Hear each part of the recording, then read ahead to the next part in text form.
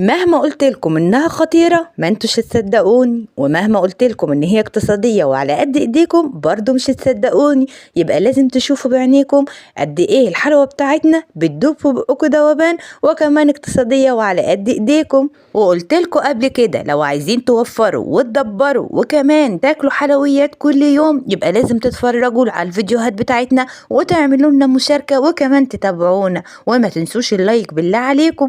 يا رب تطلعوا من الناس الكريمة اللي بتقدر المجهود وبتعمل لايك على الفيديوهات. كل يوم يا أمارات عندنا وصفة بسيطة على قد كوبين دقيق وعلى قد معلقتين زيت ومن قلب مطبخك. يلا بينا نصلي على الرسول ونبتدي على طول.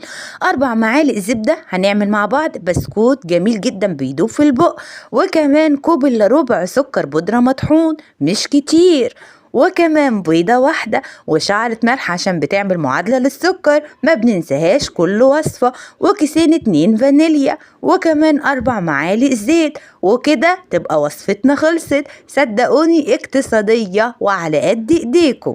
هنضرب بقى يا أمارات كل المكونات دي عشان تتجانس مع بعض، احس انها بقت عاملة زي الزبدة في ايدي. وبعد كده هنزل ب4 معالق نشا، 4 بس يا أصدقائي عشان مش عايزين البسكوت يفش معانا، وكمان معلقتين 2 كاكاو خام، وبرضه هنقلب الخليط زي ما حضراتكم شايفين.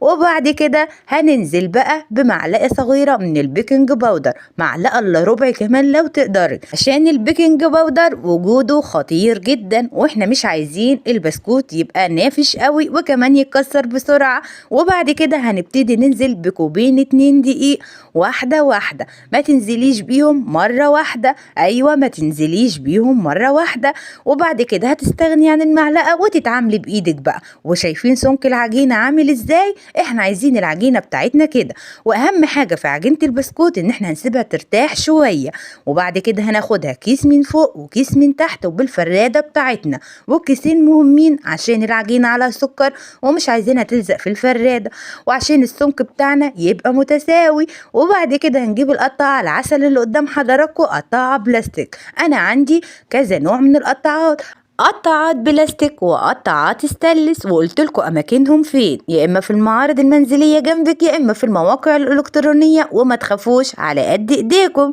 ولو وصلتوا لغايه هنا يا امارات بالله عليكم اضغطوا لايك وتعذروني، لان فيديوهات الشورتس بتحتاج تحميل قليل ولها مده معينه. هتروحوا قسم الفيديوهات هتلاقي الفيديو بالكامل هناك، واوعوا تطلعوا من هنا من غير اللايك، ونورونا بالاشتراك عشان لسه في وصفات كتير محتاجه وجود الامارات معايا.